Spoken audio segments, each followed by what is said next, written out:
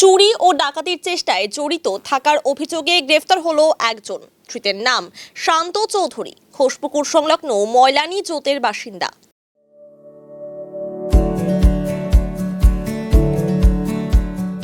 Pampered, not just a hospital, but a mother. New life fertility centre আধুনিক চিকিৎসা ও বিশেষজ্ঞদের সহায়তায় আপনার স্বপ্ন পূরণ করতে প্রস্তুত।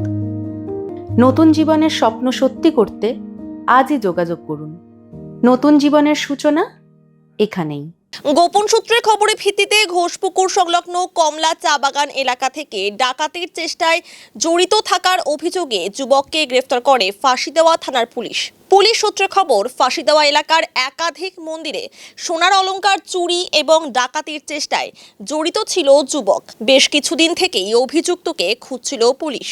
অবশেষে ঘোষপুকুর সংলগ্ন কমলা চা বাগান এলাকা থেকে যুবককে গ্রেফতার করা হয়। এদিন ধৃতকে শিলিগুড়ি মহকুমা আদালতে তোলা হয়েছে। গোটা ঘটনার তদন্তে পুলিশ।